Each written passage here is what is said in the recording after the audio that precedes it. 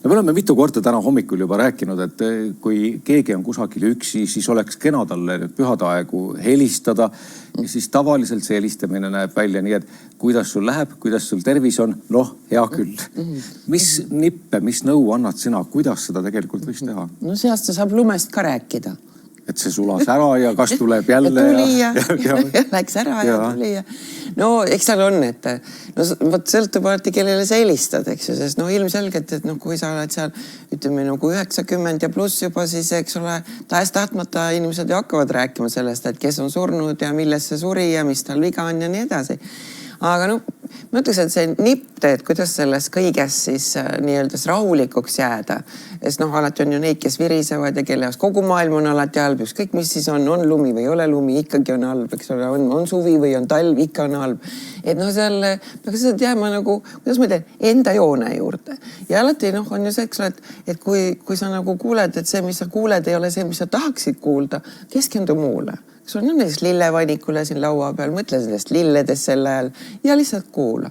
Aga kui sa nüüd tahad nagu tõesti, et noh, inimesega ikkagi, kellega sa tahad rääkida ja kellega on tore rääkida ja teed noh, enamustest inimestes ikkagi ma ütleks, on ju midagi head, siis see kuulamine on teed kunst oma ette. Ja kusjuures näiteks, kui te kuulate, siis see suhtlus tundub teise jaoks tunduvalt parem, sest et noh, enamasti on see, eks ole, et kõik tahavad kangesti rääkida, sest noh, eks ole, nii see on. Aga lihtsalt just see, et neid kuulajaid on tead väga-väga vähe ja ilma hinnanguteta kuulamine. Ja kui keegi räägib, siis ära hakka kohe arvama, et noh, et sa peaksid talle nõu andma või see, eks ole, et tema vaatenurgale nüüd hinnangut andma veel hullem, eks ole ju. Ja noh, alati muidugi, mida tasub vältida, on igasugused poliitilised vaated, siis see, eks ole, et noh, mis siis nagu, noh, ütleme, väärtushinnangutes võiks teisiti olla, no ma ei tea, kas elektrihinnad on nüüd õiglased või mitte. No ilmselgelt see tekitab pinget ja siis sealt on ju väga lihtne nii öeldes jõuda sinna, et no pole viga, mis ei ole viga. No ikka on viga, eks. Oma väärtushinnanguid ei ole mõtet peale suhu. Ei ole, sest et see on nagu, see on sõdade algpõhjus ongi see sama asi, eks ole, et minul on oma uskumused, sul on oma uskumused ja nüüd, kui need põrkuvad, siis tekibki see sama asi, et sellest on väga raske nagu, noh, seda me näeme siin juba 2 viimast aastat, eks ole, vaktsineerida või mitte. Aga noh, siin ongi see sama küsimuseks, kuidas nüüd nagu jääda, et noh, öeldakse väga hästi, et hea abielu saladus, et miks inimesed elavad pikalt koos, no ma ei pea silmas enam neid, kes lihtsalt materiaalselt või ma ei tea. Noh, kellel ongi hea koos olla. Või kellel ongi, et nad keskenduvad sellele, mis on inimeses parem. Ehk siis, noh, igas ühes on olemas midagi, millele keskenduda. Et noh, katsuge, see on ka ülesanne leida ülesse nii-öelda oma vaenlases. Seda ma ei praegu mitte silmas elukaaslas, vaid lihtsalt, noh, kui te peate helistama kellelegi, eks ja seda, mis on temas head. See on kunst. Aga see sama trikk ongi, et kui öeldakse, et noh, eestlased ei ole nagu head suhtlejad, on. Lihtsalt küsimus ongi selles, eks ole, et mida sa näed, sest noh, see sama, noh, ma mäletan, kui mul siin omal raadiomajas see kontor oli ja see sama lift, et noh, sa suudad teisel korrusel, see oli küll aegne lift, eks ju, ja oli see teisele korrusele jõudes, me suudame panna inimese rääkima, kui me märkame temas midagi head. No kas või see, sul on ilus sall, noh. Ja seda on sageli nii raske öelda, isegi kui sa näed tegelikult ja vaatad, et tal on nagu nii kihvt seelik, aga no kuidas ma ütlen, et äkki ta mõistab seda kuidagi valesti. Ja, selle peale vastaks, mis nüüd mina, vaata, ma ei ole, et temal jah, aga no minu seelik see ei ole. Aga see tervise teema, noh, tegelikult on ju sageli nii, et kui sa helistad veel, noh, just vanemale inimesele, ta ju tahabki sellest rääkida. Ja, ta tahab rääkida sellest, loomulikult. Lihtsalt, no, väga morbiidseks pole mõtet nagu seda lasta minna, sest no vaata alati on see huumor ja muidugi mitte siis, eks ole, teiste kulul, vaid just noh, iseenda. Sest see huumor päästab alati kriitilistes olukordades. On need siis juhtimissituatsioonid, on need tavakriisi, sest et see, noh, see pinge, mis tekib, mis see tekitab nii palju väsimust ja nüüd see huumor ongi, millega sa saad teed selle väsimuse nagu ka kehas lahti. Kas puhtalt seda üksinduse teemat kui sellist oleks pigem tark vältida või mitte, et ma tean, et ta on seal üksi, kas ma hakkan sellest rääkima, et no kuule, kuidas sa seal üksi hakkama saad. Ma arvan, et see ei ole hea mõte, sellepärast. Sa oled ju nii üksi seal. Nagu surid veel selle noaga seal. Aga no võt see üksinduse teema, et tulebki alati pühade ajal ju väga, ka nädalavahetusel tuleb paremini välja, eks ole, et kõik nüüd lähevad, aga nüüd mina ja pühade ajal eriti, eks ole, nüüd kõik nüüd, sest noh, meil on nagu, kuidas ma tean, meil on ebarealistlikud kuvandid ka loodud, et noh, missugune võiks ideaalne jõul näiteks välja välja näha. Või see, et noh, ideaalne, ma ei tea, kooselu või ideaalne inimese elu üldse või nii edasi. Aga noh, tegelikult on ju niimoodi, eks esiteks, kui palju sa nagu üldse saad üksinda olla, minu arust see on juba väga suur väärtus.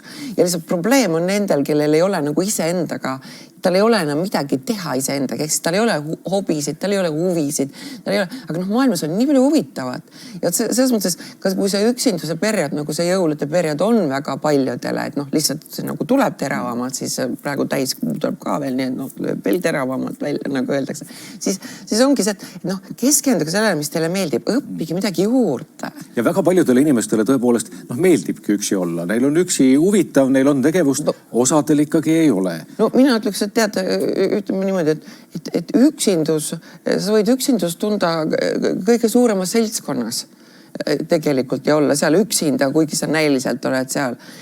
Versus sellega, et mine metsa, käi ringi, vaata ja sa ei ole kunagi üksinda. Seepärast, et noh, küsimus ongi, et kui hästi sa iseendaga läbi saad. Ja aktsepteeri ennast sellisena, nagu sa oled. Hakka sellest juba pihta, tegelikult rahu iseendaga, siis teeb ka rahu maailmaga. Ja noh, ega ükskõik, mis see situatsioon ei ole, alati on ju meie valik, kuidas me sellesse suhtume.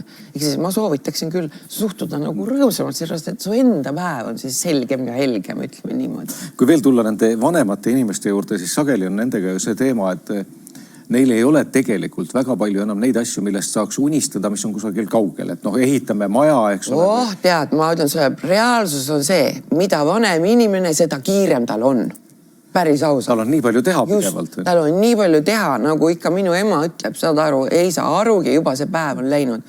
Aga eks siin valik ongi see, kas sa nüüd istud ja jõllitad seda vabandust väljenduse pärast seda televiisorit ja elad seda seriaali elu või sa elad.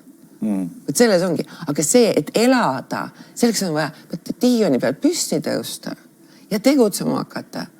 Sest et muidu sa vaatad seriaali, aga sinu elu läheb mööda. Küll on paljudel inimestel seda, et hea küll, et neil võib olla väga tihe see ajagraafik vaatamata sellele, et justkui ei ole palju teha, siis nad ootavad midagi. Nad ootavad, no näiteks ootavad ikkagi seda, et lapsed tuleks külla või lapselapsed tuleks külla.